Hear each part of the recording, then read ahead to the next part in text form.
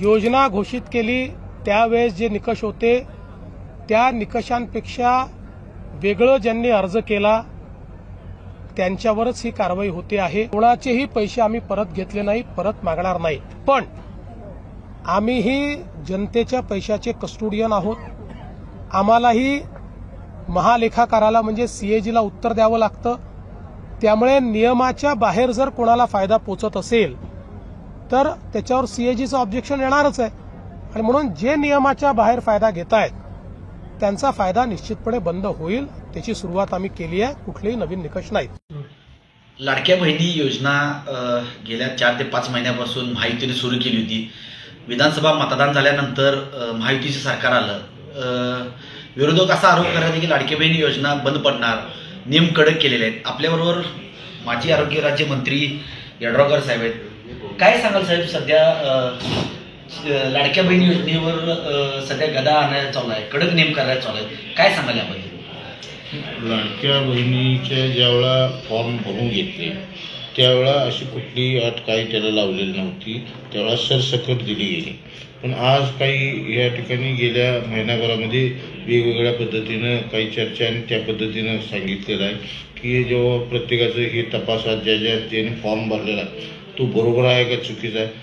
खरं म्हणजे ही करत असताना ज्यावेळा फॉर्म भरून घेतले त्याच वेळा त्याची छाननी करून मग पैसे त्याच्याकडे त्या खात्यावर जमा करायला होते।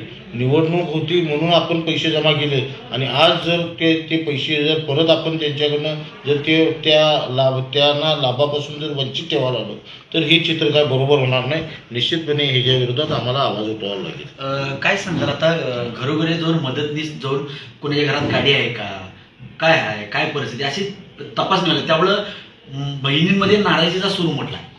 निश्चितपणे हे नाराजीचा सूर हा असणार, कारण ज्या वेळा फॉर्म भरून घेतले त्याच वेळा ह्या सगळ्या तपासण्या ह्या पूर्ण व्हायला पाहिजे होत्या। आज त्याच्यानंतर जर पूर्ण झाल्यानंतर जवळपास 5-5, 6-6 हप्ते जमा झाल्यानंतर आज परत चौकशी करणं हे बरोबर नाही। हे सरकारनं थांबवं। ज्या आता लाडक्या बहिणी ज्या पात्र आहेत त्या सगळ्यांना त्याचा लाभ मिळायला पाहिजे लाडक्या बहिणीचा, अशी आमची भूमिका राहणार आहे। विरोधकांनी असा आरोप केलाय, बच्चूगड असू देत, संजय राऊत असू देत, तिजोरीवर भार पडायला म्हणून ह्या योजना सुरू केलेल्या आहे।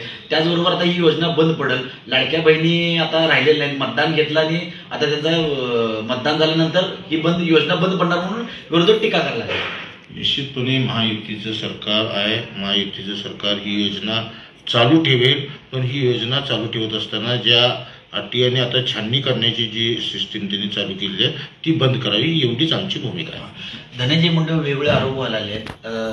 आपण जर बघितलं तर राजीनाम्याचं त्यांचं सत्र सुरू आहे, त्याबद्दल काय सांगाल? ती वरच्या राज्य लेवलचा हा विषय आहे। राज्याचे उपमुख्यमंत्री दोन्ही उपमुख्यमंत्री आणि मुख्यमंत्री ही बसून त्याच्यावर योग्य तो निर्णय घेतील। शेतीचे निर्णय असू दे, आता महायुतीचं सरकार येऊन सध्या सगळे 2 उपमुख्यमंत्री मुख्यमंत्री कारभार व्यवस्थित गाडा चालू आहे, कुठेतरी तिजोरीवर भार पडतंय असं वाटतंय? या योजना सगळ्या झाल्या, शिवभोजन थाळी सुद्धा बंद पडण्याच्या मार्गावर असं म्हणतात विरोधक।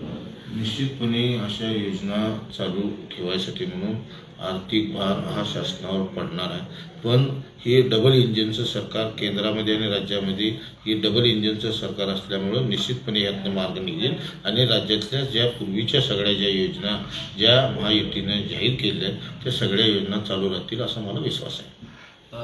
आपल्यावर होते माजी आरोग्यमंत्री राजेंद्र पाटील यड्रावकर यांनी म्हणले ही योजना संपूर्णपणे चालू राहणार आहे। कुणीही आरोप जरी केले तरी हे महायुतीचं सरकार आहे, योजना कुठली बंद पडणार नाही, लाडक्या बहिणी ज्या आहेत त्या राहणारच आहेत असं यड्रावकर साहेबांनी